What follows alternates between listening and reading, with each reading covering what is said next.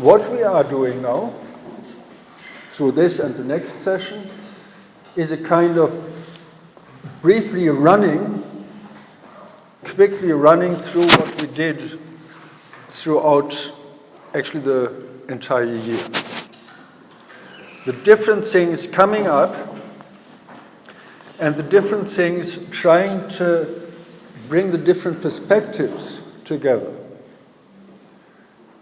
Doing so is always difficult, not because it is so much that we did, and it is difficult to put it into basically 4 hours, roughly 4 hours.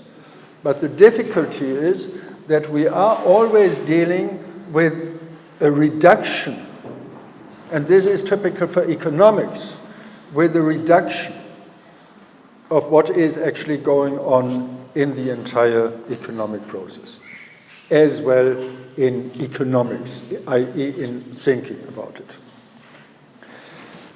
So what we have to start with, we have a historical process.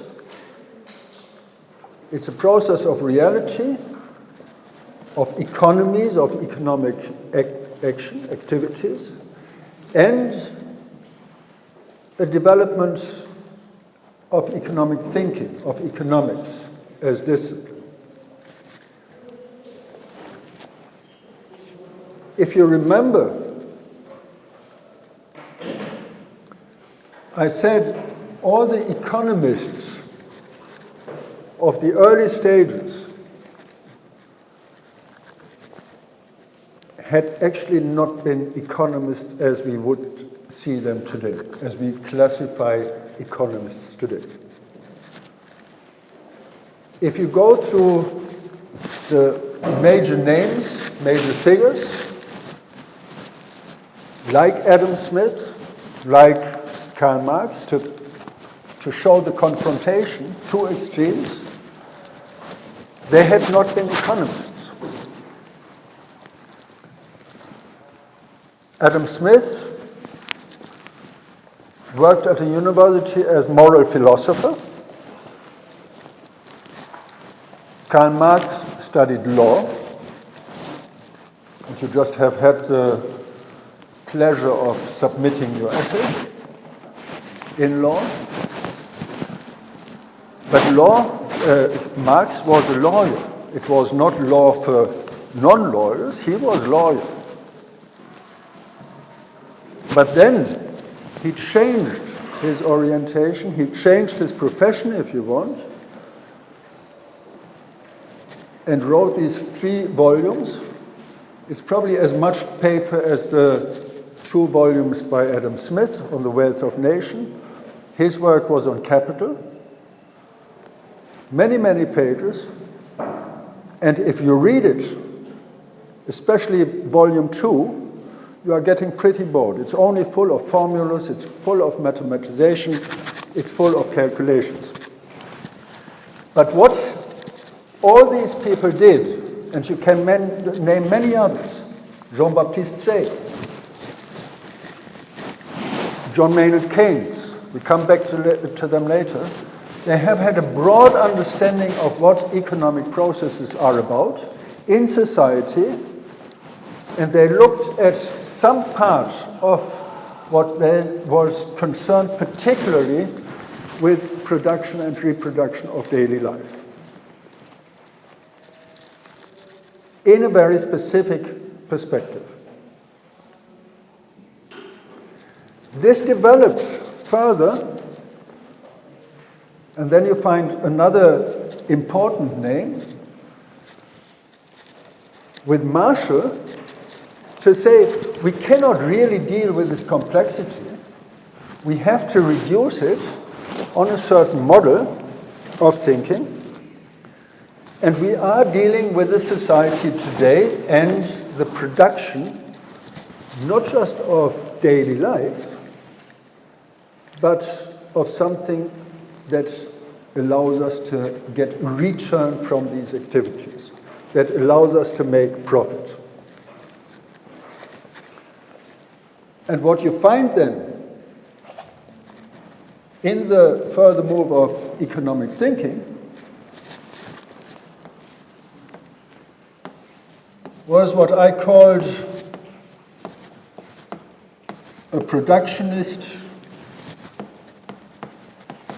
orientation of the economic paradigm, looking at the production itself as the production of economic value, as the production of exchange values, meant to be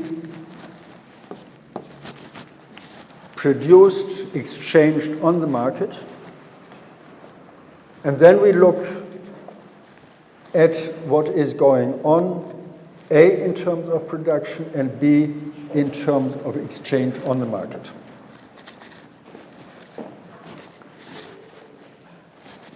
Supply and demand, and supply and demand, and demand. The reason for writing this now, we will come back later to it, is that whatever we do in economics is a field of conflicts. There are different schools, there are different paradigms as well within these large groups. We have this orientation on looking at production, we have this orientation on looking at the market, but as we know from the hen stable, we don't know if the hen was there or if the egg was there first. We don't know exactly, and this is a dispute, if it was demand or supply. Where do we start? I'll come back later to this. But let's first continue this dimension of looking at different broad paradigms, different perspectives on economics. This is one. Production, what is going on the market. Individuals entering exchange relationships, producing, buying, selling. Goods, investing, means of consumption, means of production. Being small consumers, being large consumers.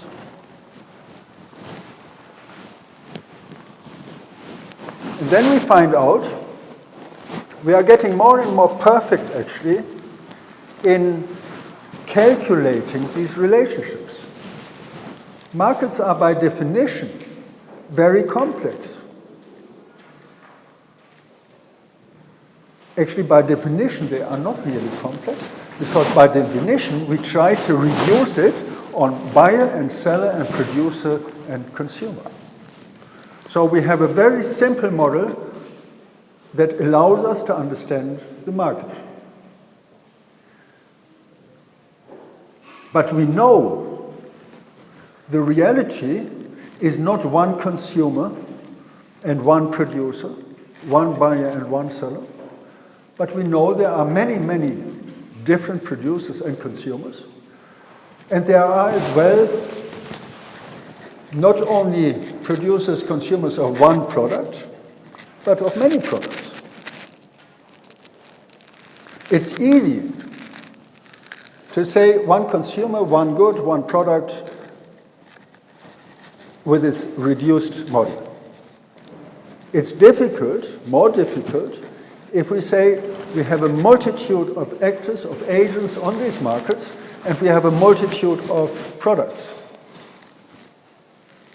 So this was the aim, the idea of economics, get closer to the calculation, include more variables into this process. The underlying idea was people will consume. This is the major point of it. People need, they have to consume. They are looking for products to buy them, to consume them, and this means economic activity. And this means automatically this kind of growth, that we have more and more economic activity going on. And this happens for the individual enterprise, and it happens for the macroeconomic sphere. You try to produce more simply in order to increase your return. Gain. Return, gain. You want to get more, and you have to get more, not only because you personally want to have more, but as well because if you say, this is enough for me, somebody else will push you out of the market. And we have been well able to calculate this.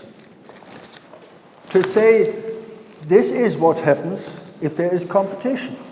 This is what happens if we have, if we reach a certain threshold of opportunity cost, of marginalities, and. This is what we have been working on. And you know all the details, and you can check this in your review of the slides and stuff. But the most important point that actually happened was that within this paradigm we have had a development, but we have had as well another development outside. Namely, and this was happening over a long period of time, that people said, there is more to it. We cannot understand these processes if we look only at rational individuals. Individuals acting as equal. Every individual has the same power on the market. This is not true. And it is not true that it is really individuals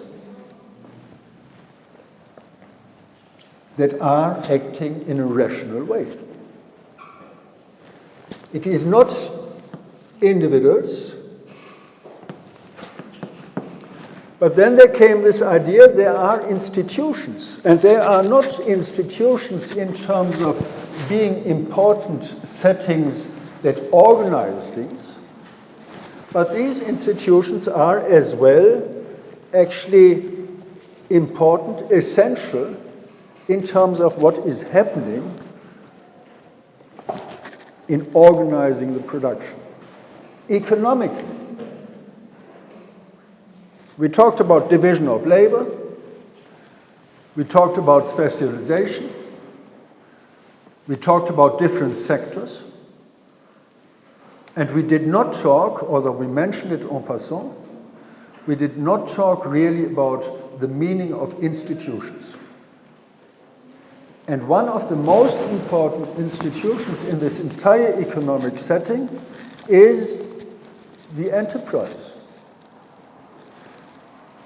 This is what we usually take for granted. We don't think very much about it because it is there. It seems to be there since eternity. We cannot really imagine an economy without enterprises. If it's a small enterprise or a large enterprise, at least there is an enterprise. We take it simply for granted. But then there was one guy. He said, why? Why do we think these enterprises are really necessary? Is it because one takes this initiative and wants to make money, organizes others? Or is there another reason? Is there possibly a reason that we may call an economic reason? Division of labor is part of it, in the sense of every economic activity as market activity is related to transaction costs. It's logistic. I have to speak louder because you did not come to the front. I have to transport goods to another place because I want to continue production there. So the easiest way is put it all into one enterprise, physically, as well in terms of organization, and then I don't have, or I reduce at least, the transaction cost. Transaction cost meaning those costs occurring due to the fact that I'm not working in one place. It is information. It is physical transport. It is knowledge. There are different resources that influence this process of the production, of the cost of production, but that are not immediately linked to what we call in the strict sense factors of production. And what you actually find is institutions matter, institutions matter in terms of what you produce and where you produce. Do you produce something for the local market only that can be produced best in a small company? Or do you produce something for a wider group of consumers that are possibly far away? This determines the usefulness, the best institutional setting for your enterprise. There is no one size for all, one solution for all answer, but it depends on different conditions. And then there are, of course, other institutions that are outside of this immediate process. It's the state institutions, it's the taxation system, it's the banking system, and it is even the infrastructure that is there. These are institutional settings that influence, that are providing a framework, setting a framework for what is going on here. There are regulations here as well. So this is a strand, a new perspective of economics that was increasingly important over time, that they said we can't really concentrate simply on what is going on in terms of markets and of demand and supply.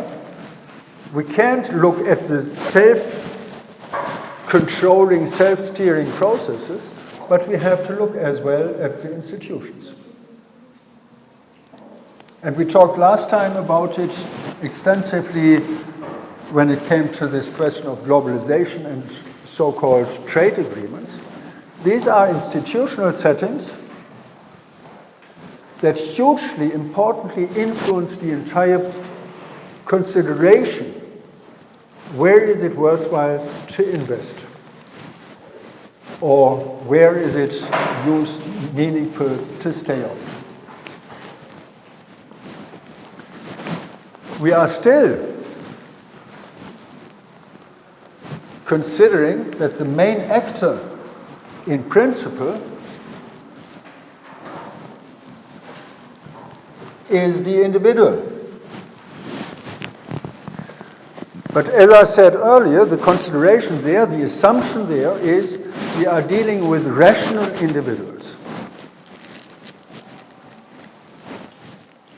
Now I can ask you, and probably I will not get any serious answer on this, do you get up every morning and calculate what exactly will you do with your hours of the day to look for opportunity cost and to look for the marginal rates of studying 5 minutes longer or 1 hour longer?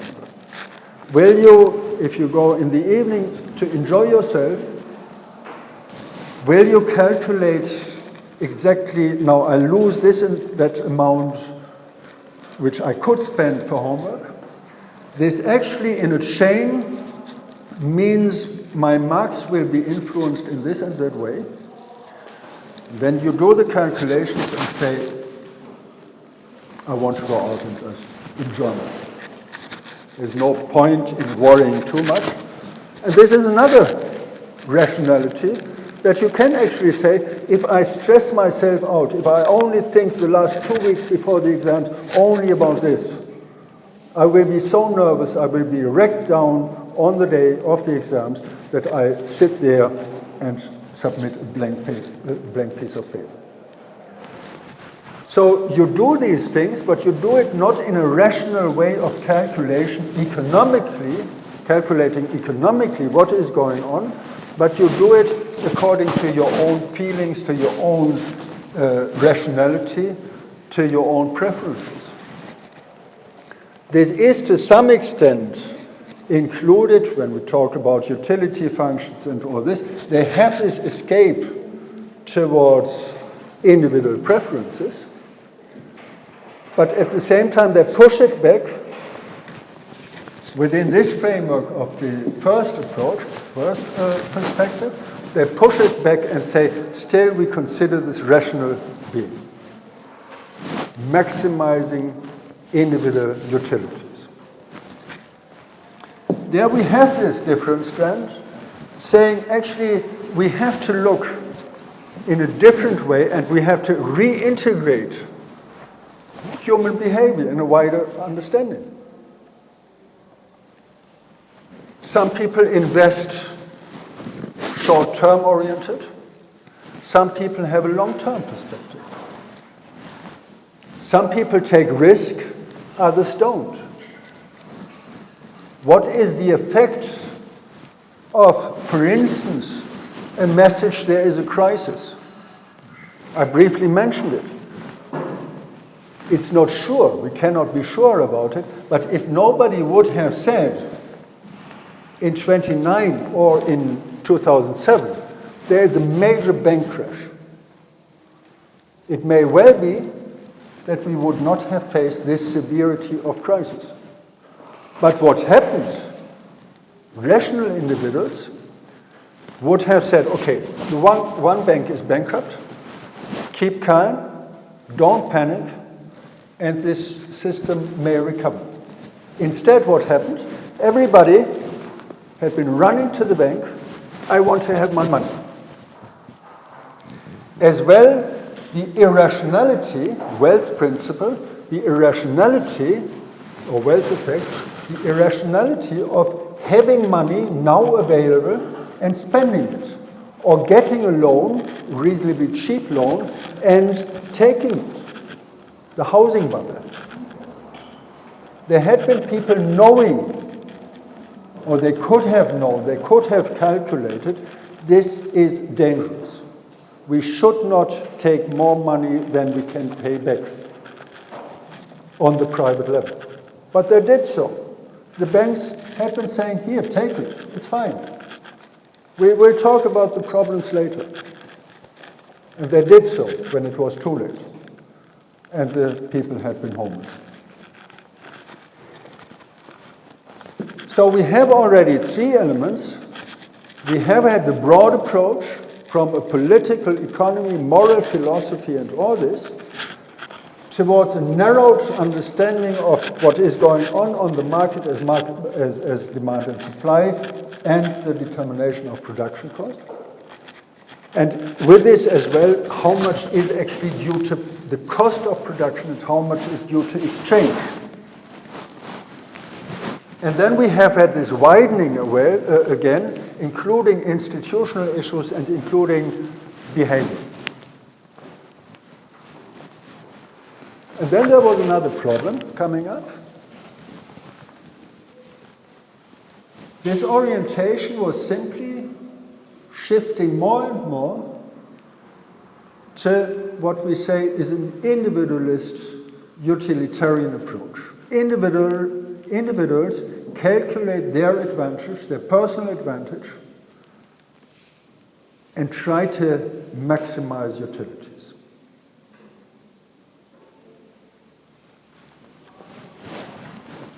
There is no state. There are institutions, but they are only considered as a matter of supporting supply and demand, exchange, setting the framework, but there are no institutions that actually follow something that is called social choice, or that are acting according to different understanding of a social dimension of production. Education, culture, these are not only factors in terms of behavior and institutions, but these are as well decisions we take together. In which way, to which extent are we behaving, competing against each other? In which way are we supportive towards others? And what you can see already is they are interlinked. You have institutions that are actually looking after or moving towards social goals. And then we talked about it as well. This is not least a question that is linked to forms of property. I read some of your essays in law, and it is always interesting to read, as lawyers, texts about contracts, for instance. And the contract is a very simple thing. But at the same time, the reality of contracts is a very complex thing, meaning it regulates the social relationships between people. It is an institution, but it is as well an implicit obligation. And then you will see in different constituencies the meaning of contracts. It's completely different. How much, to which extent do I feel obliged if there is a contract? How much am I aware actually of the fact there is a contract? Anytime I go into shop and buy the smallest item I can get in the shop, one tiny sweet, it is a contract. It's not written, but it is a contract. This has huge implications for the way of our thinking. And this is a choice, this is a social choice that we enter. So, different paradigms, different perspectives try to understand the importance of how they are distinct from each other and how they interact. This is one of the underlying issues we are talking about in economics.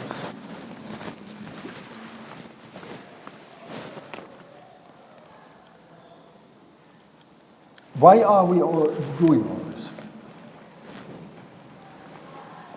The one thing is, of course, return. To achieve the highest return from our investment. And the investment is the investment of the producer, but it is as well the investment of the consumer.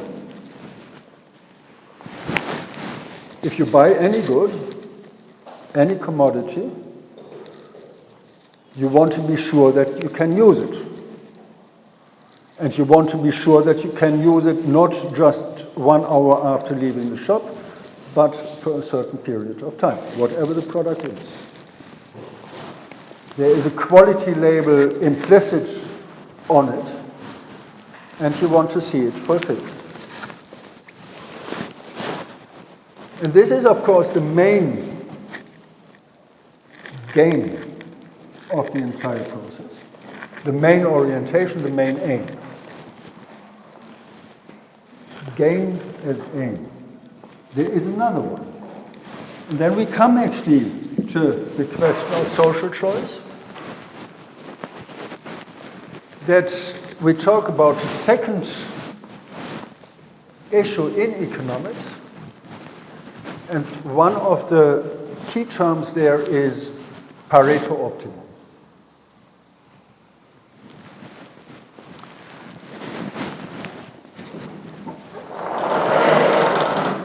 It's always amazing how limited all this economics is, especially when it comes to graphs. So the Pareto optimum, you have to be able to draw two lines and something that is more or less a curve. And then you say the Pareto optimum, visualized this way, the Pareto optimum is basically the line, the curve, where any improvement of somebody else does not lead to somebody else being worse off. So it's the optimum of the distribution, of the utilization of the resources. Vilfredo Pareto, Italian, and engineer. You see another guy coming into play. Engineering is not about economics. Engineering is about building bridges, building streets, building edifices, things like this. But he said what we do as engineers is householding with resources. We want to make the best use out of the resources, achieving a certain goal. If we want to build a bridge across a river, there are certain requirements, certain expectations. It should be safe. It should be safe not only for 1 week, but for a long time. It should be safe for a certain amount of traffic, not just one cyclist crossing every week. Heavy traffic. But the other idea of it is it should be as well cheap. If we are very generous with the resources we have, we don't look at what it costs to build this, that's more or less easy. But if we want to save the resources, we don't say we build it in 2 years, come back, it's ready. We want to build it in 2 weeks, 2 months, reducing investment of time. We don't want to include heavy, expensive material, but we want to reduce the material we use. So you have exactly this curve of an optimum. How much do I need to invest of all the different goods, all the different ingredients, if you want, to achieve a stable bridge? This was then applied to economics, saying we want to have some kind of welfare orientation. At least we don't want to see anybody being worse off after this process. If there is a change, everybody should gain.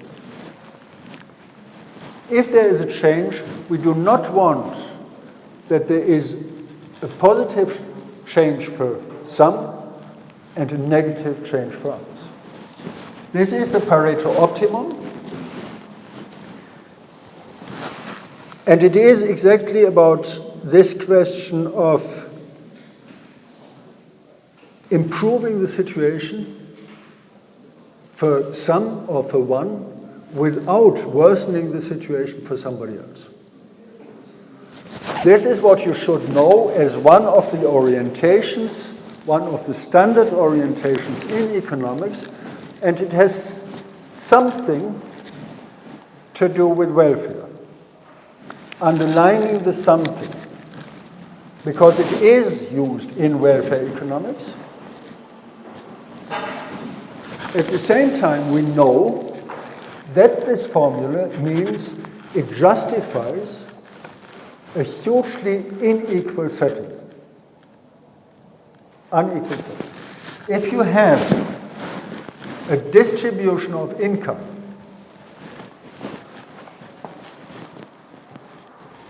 here you have 1 million,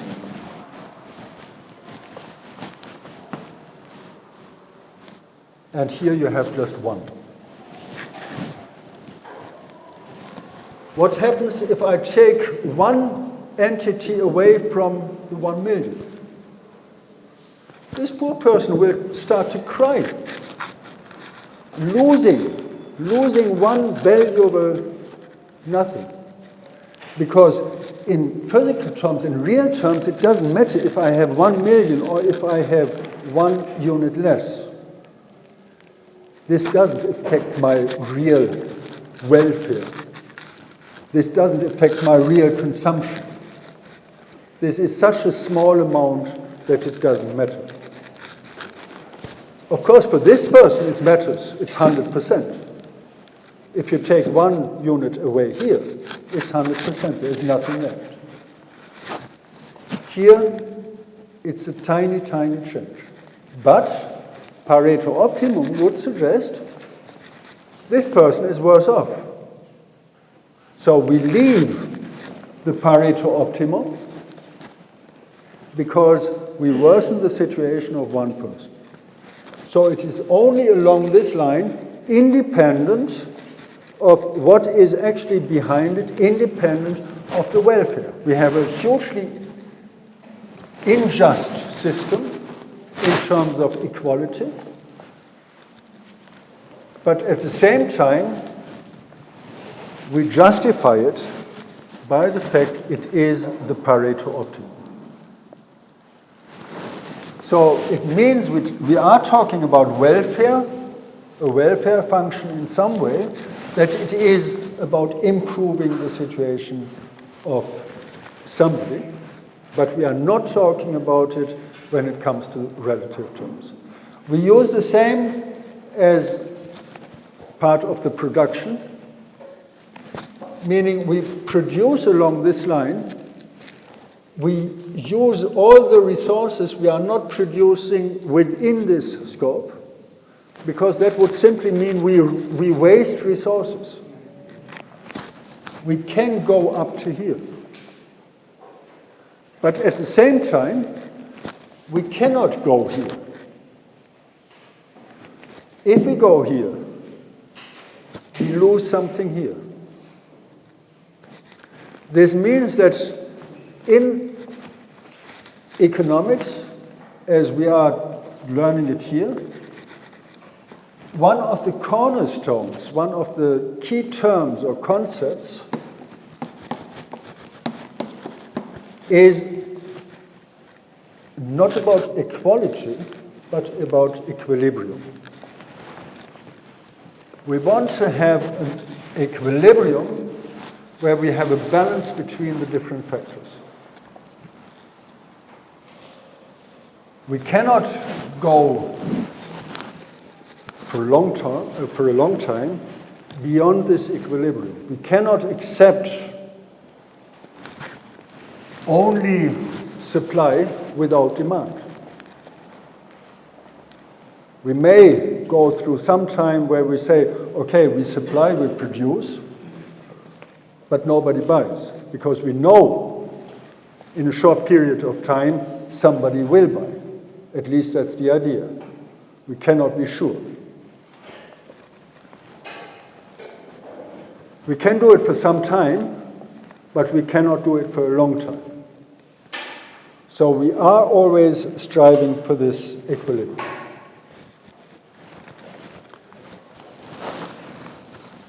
There are other factors actually looking at the wider spectrum of things in terms of welfare that are not included here. Human development approach is one of them, looking at what can we do with the goods we have. It's not just produce more and make it available, but what can we actually do? Other factors include, or human development would include as well, gender equality. I looked the other day, some figures, you have a gender gap of 30%. The income of male workers in the same position is 30% more than for women in many areas. Where this would be, say, fine, Pareto optimum. Fine, go for this. If we take away from the men, this is what we have to do, women would be better off, but men would be worse off. So go for it. Don't go for it. Keep it as it is, Pareto optimum. Whereas the other approach would be, no, we cannot accept it. It's a matter of social choice as well. We cannot accept it, and we include what does it mean, for instance, for equality, for gender equality. So be careful with what you are talking about, but look at these concepts, different paradigms, different perspectives, and the definition of, for instance, the Pareto's optimum as one form of the welfare orientation, welfare function. So we'll make a break.